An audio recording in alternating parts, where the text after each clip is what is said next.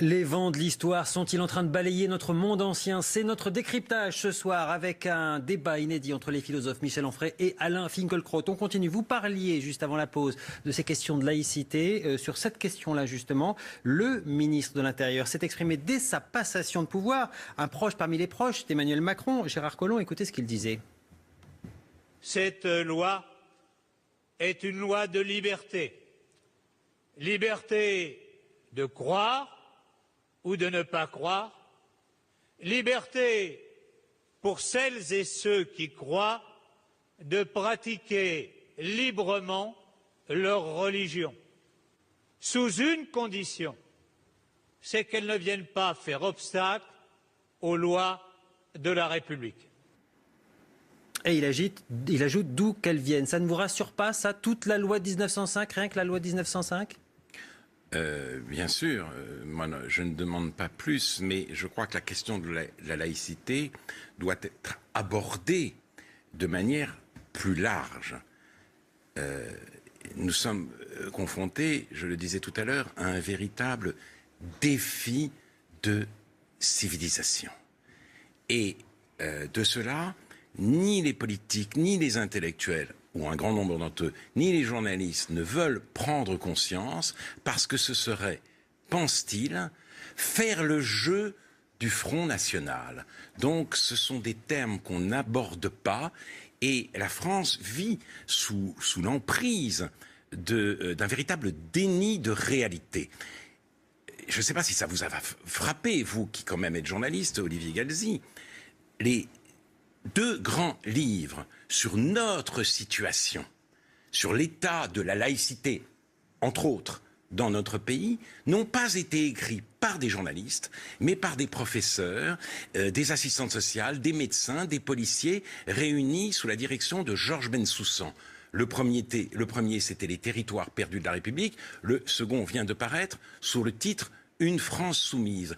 Pourquoi ce ne sont pas les professionnels de l'information qui ont donné cette information, sinon précisément parce qu'il y a il règne la peur de stigmatiser une jeunesse en déshérence. Alors, tout d'un coup, on ne parle pas justement de ce qui se passe, de la difficulté d'enseigner la Shoah dans certains lycées, la francophobie qui peut y sévir, le refus d'un certain nombre de cours, autant d'ailleurs d'atteindre à la laïcité.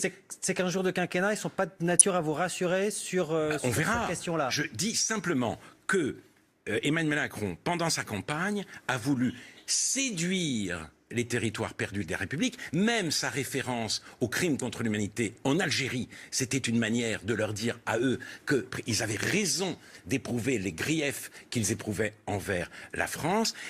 Je voudrais maintenant qu'il est au pouvoir, qu'il est président de la République, qu'il se donne pour tâche non plus de les séduire, mais vraiment de les reconquérir. Michel Onfray. Oui, bon, on ne peut être que d'accord avec ce que dit Gérard Collomb. De toute façon, un ministre de l'Intérieur ne peut pas dire autre chose. Oui, mais là, la Finkielkraut va plus loin. C'est-à-dire qu'il dit derrière le mot, derrière la phrase, derrière la loi qui protège, j'allais dire, les discours, dans les faits, il y a des ruptures aujourd'hui dans la société, il y a peut-être des fractures dans la société qui ne seront pas ou qui n'ont pas été traitées, en tout cas jusqu'à maintenant.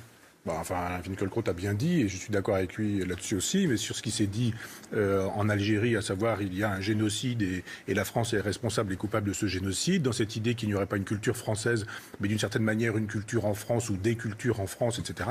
Il a fait savoir récemment qu'il avait lu le livre dirigé par ce professeur du Collège de France qui nous fait savoir que la France n'est rien du tout, mais qu'elle n'existe comme une espèce de résultante de l'étranger qui l'a rendu possible, en nous disant que c'est un grand livre et que ça l'avait beaucoup inspiré. Donc effectivement, si on met tout ça bout à bout, on a effectivement affaire à quelqu'un qui est un libéral au grand sens du terme, c'est-à-dire pas de France, pas d'identité, pas de nation, un grand marché, des frontières ouvertes où les gens passent, vont, viennent, circulent, consomment. Et puis voilà, la France est un lieu de passage, est un territoire de passage, ce que Houellebecq appelait un hôtel d'une certaine manière. Les gens viennent à l'hôtel, etc. Donc pour l'instant, ce qui a été dit, ce qui a été montré, c'est qu'effectivement, on était sur cette vision des choses. Une vision qui met de côté tout ce qui est l'État, tout ce qui est la République, tout ce qui est la laïcité, et qui nous dit mais laissez faire, laissez passer, laissez circuler les gens, l'argent, les idées, tout ça va finalement produire un effet d'équilibre par soi-même. Et de fait, les problèmes de civilisation n'ont pas été posés, les problèmes d'identité n'ont pas été posés, et les effets d'annonce d'un ministre, il est bien évident qu'il ne peut pas dire autre chose que son discours, qui est de dire déjà faisons repartir l'économie, baissons les tensions économiques, et les tensions identitaires, elles baisseront d'office. D'où d'ailleurs la première loi sur la loi travail, et pas une loi sur la laïcité. Je ne crois pas que les problèmes culturels soient solubles dans l'économie ni dans la question sociale. Il est temps de s'en apercevoir. L'assassin du prêtre de l'église de Saint-Étienne de Rouvray était très bien intégré. Je crois que sa sœur était chirurgienne, l'un de ses frères informaticien. Donc tout cela, ce n'est pas vrai. Et là, sur ce point, je pense que Michel Onfray a raison. Il faut quand même se souvenir que Emmanuel Macron a fait son apparition, si vous voulez, dans l'espace politique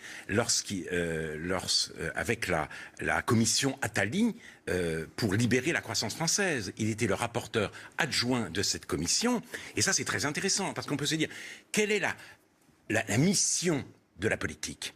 C'est de tout faire pour rendre le monde habitable ou mieux habitable. Son critère, c'est l'habitabilité. Et là, on se dit, il y a des progrès à faire et des choses à conserver. C'est là que les mots de progrès et de conservation ont du sens, mais à l'intérieur de cet objectif, si vous voulez. Enfin, avec cet objectif comme horizon ultime. Or, cette commission, c'était pas du tout l'habitabilité, son principe ou son critère, c'était en effet la fluidité. Toujours plus de mobilité, toujours plus d'immigration, comme si en effet il n'y avait pas de civilisation, mais seulement des producteurs et des consommateurs. Or non, c'est faux, ça ne fonctionne pas comme ça, et il est heureux que ça ne fonctionne pas comme ça. Et effectivement, l'une des charges d'un président de la République française, c'est de maintenir en vie la civilisation française et de prendre les mesures nécessaires dans ce sens. J'ajouterai un tout petit mot. Il y a eu un événement considérable auquel d'ailleurs ces jours derniers, et Malek Bouti a insisté dessus. C'est ce qu'on a découvert de la situation dans le quartier de la Chapelle à Paris. Les femmes y sont harcelées, les femmes y sont insultées et elles ne peuvent pas s'asseoir dans les cafés. Et c'est un quartier où il y a beaucoup de migrants. Donc la preuve est faite qu'on ne peut pas traiter la question migratoire exclusivement en termes économiques ou en termes d'ouverture à l'autre. Ce n'est pas possible. Ce n'est pas possible. Il faut répondre autrement et arrêter de succomber à ce chantage qui consiste à dire que si on répond autrement, on fait le jeu du Front National. Si vous voulez, on ne peut pas être condamné à cette alternative entre économisme éperdu et fascisme. Donc, il faut sortir de cette alternative pour essayer de réfléchir à ce qui se passe et d'y répondre dans les termes qui conviennent. J'avance un peu, j'aimerais bien continuer avec vous, mais il y a beaucoup d'autres questions qui se posent et le temps va nous manquer. En tout cas, ce nouveau monde politique, pour le coup, il fait trembler les partis anciens. Ça, tout le monde a pu s'en apercevoir, à droite comme à gauche d'ailleurs. Hein. Même si le patron du Parti socialiste aujourd'hui a annoncé qu'il faudrait probablement tout changer après les législatives. Écoutez. Tous les socialistes en France, potentiellement après les législatives, c'est quelque chose qui vous inspire quoi? Le nom, j'entends. Hein. Le Parti socialiste n'est plus socialiste depuis 1983. Je trouve étonnant qu'il ait fallu une trentaine d'années pour que les socialistes en aperçoivent et qu'après avoir été les fossoyeurs de l'idée, ils se croient obligés aujourd'hui d'être le fossoyeur du mot, comme si ça devait finalement faire une information. C'est pas une information pour moi. Le jour où effectivement les socialistes nous ont fait savoir qu'il fallait brader la souveraineté, faire savoir que le peuple n'existait plus, etc. Enfin, on connaît toute l'histoire du Parti socialiste depuis un quart de siècle, le Maastricht, l'Europe maastrichtienne, l'euro, l'argent, etc. Le Parti socialiste, c'est ça depuis des années. Depuis en 83, Mitterrand s'est converti au libéralisme parce qu'il savait que c'était la seule façon pour lui, éventuellement, de pouvoir conserver le pouvoir. Donc, le Parti socialiste, il est mort en 83. Et les funérailles sont faites 30 ans après. Donc, ça ne fait pas une information pour moi. Le Parti socialiste étant mort en tant que socialiste, il est aujourd'hui au pouvoir encore, puisque les idées du Parti socialiste de 1983, ce sont très exactement celles de Macron qui étaient celles de Hollande. Donc, je ne suis pas surpris par tout ça. C'est pas une grande affaire, le changement de nom. En tout cas, pour l'instant, c'est un effet du macronisme, cette disparition politique, j'allais dire, du Parti socialiste tel qu'on la connaît. Là, j'aurais quand même une question à poser à Michel Onfray. peut-on dire que nous vivons à l'ère du libéralisme, voire de l'ultra-libéralisme? J'ai lu, par exemple, le livre d'Henri Weber, un membre du Parti socialiste, éloge du compromis, mais il y a quand même des chiffres qui m'ont frappé. La dépense publique en France, c'est 57% du produit intérieur brut. Ça bat tous les records de l'OCDE. La France est le pays de l'AMU, la CME, du RSA, etc. Plus de la moitié, donc, de la richesse publique dans notre pays est prélevée et redistribuée. Et il ajoute, les transferts sociaux constituent 35% des revenus des ménages pauvres. Donc voilà, j'ai du mal à penser que c'est de l'ultralibéralisme. J'ai du mal à croire aussi qu'une réforme du code du travail nous plongerait nous ferait régresser à un stade absolument terrible. La première réforme, celle qui a suscité tant de haine, a été quand même soutenue par la CFDT, et un peu justement de flexibilité du marché du travail, ça peut en effet aider à l'emploi, parce que des entrepreneurs, des architectes, des avocats, s'ils ne peuvent absolument pas licencier,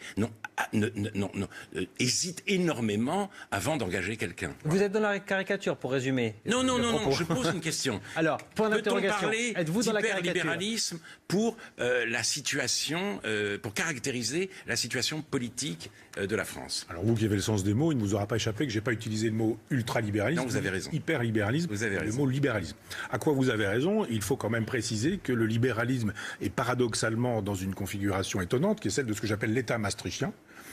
Parce que paradoxalement, le libéralisme, si c'était effectivement le retrait de l'État, l'éloge de la liberté individuelle, de l'initiative, de l'esprit d'initiative, etc., j'aurais pas grand-chose à dire. Le libertaire que je suis, pas le libertaire 68A, etc., mais je dirais, celui qui aime la liberté, qui pense que la liberté, ça se construit et ça doit se défendre, n'aurait pas grand-chose à dire à ça. Je pense simplement qu'on est dans une configuration particulière, c'est-à-dire que le libéralisme, on nous a dit, ça marche tout seul. Il y a une espèce d'homéostasie, il y a la main invisible, laissez faire, et vous allez voir, il y a un équilibre qui va s'instaurer naturellement. Et ça ne marche pas.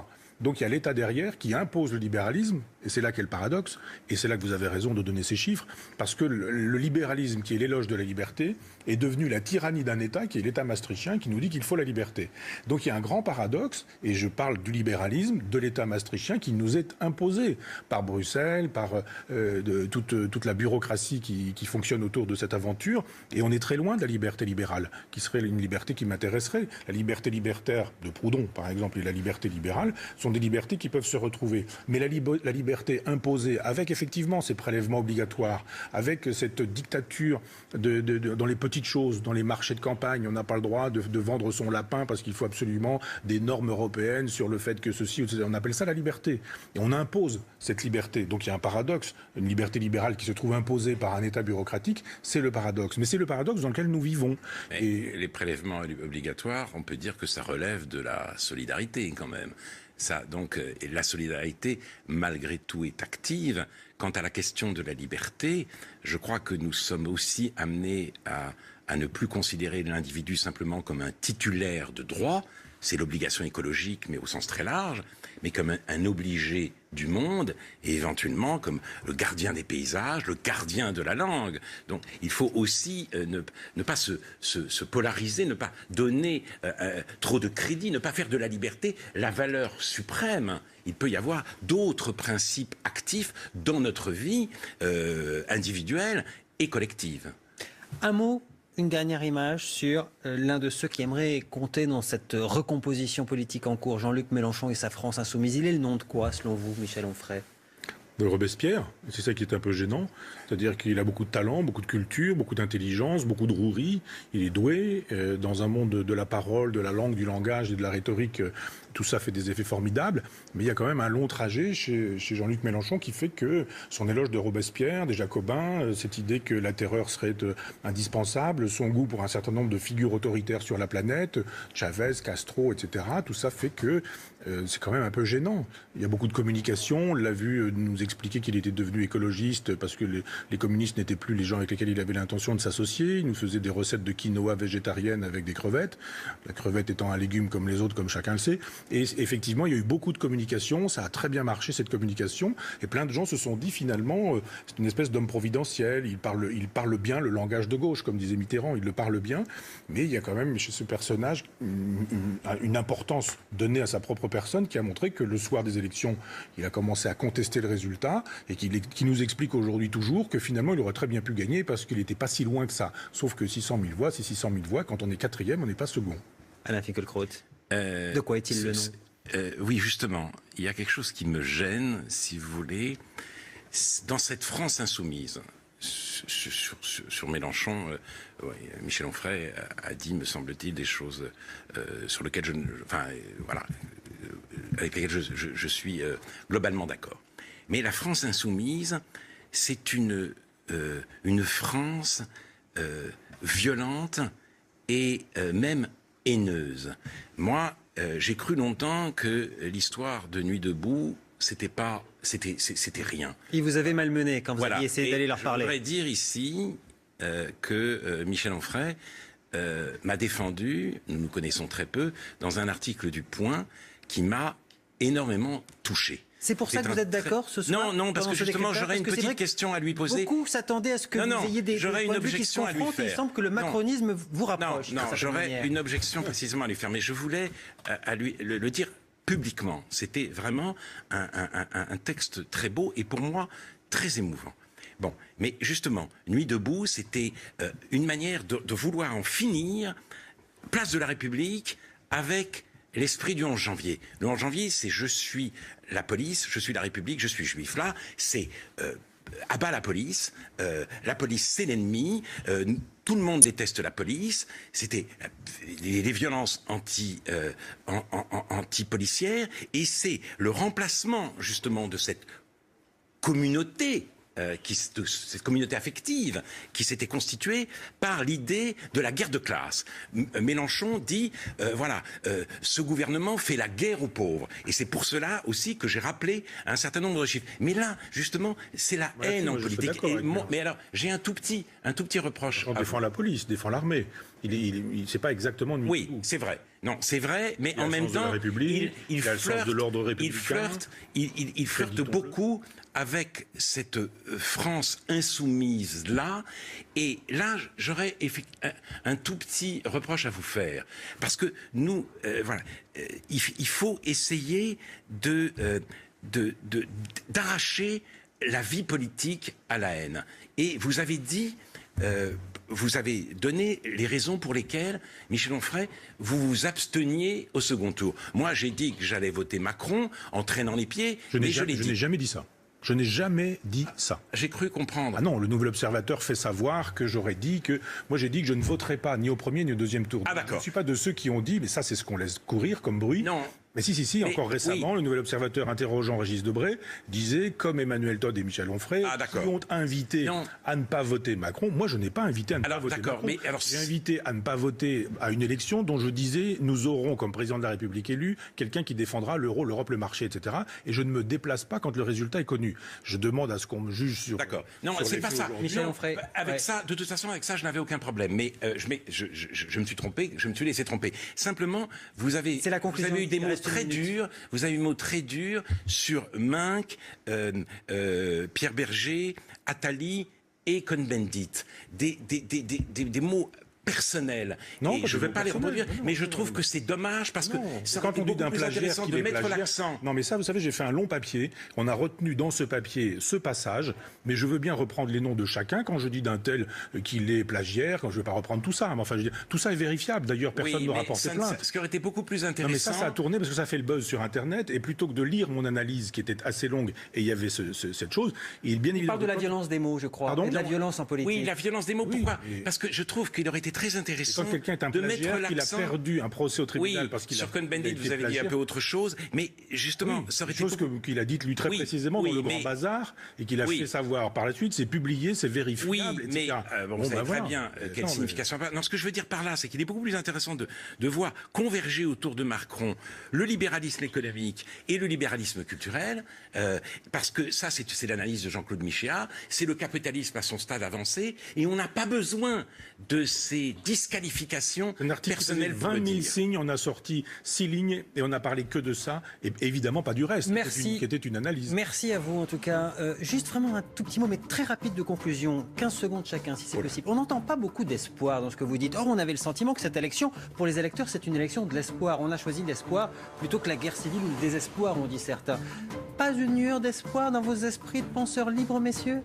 Moi, si j'ai dit que je n'irai pas voter ni au premier ni au deuxième tour et très en amont et pas seulement pour le second tour, c'est justement parce que j'ai fait savoir que c'était plié.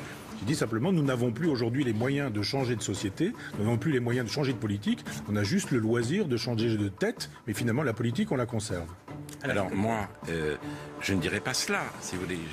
J'ai été surpris en bien par la composition de ce gouvernement. Donc, tout n'est pas perdu. Vous ne regrettez pas votre vote? Mais non, je ne renie pas mon vote, mais le risque de désintégration nationale, sinon de guerre civile, existe. Et j'espère que Emmanuel Macron en prendra conscience et qu'il saura y réagir autrement simplement que par l'éloge du progressisme et une vision purement économique du monde. Merci à vous en tout cas messieurs d'avoir accepté de venir débattre sur ce plateau dans les conditions en direct et dans les règles donc, qui sont les nôtres, qui sont aussi celles de l'horloge. J'en suis absolument désolé.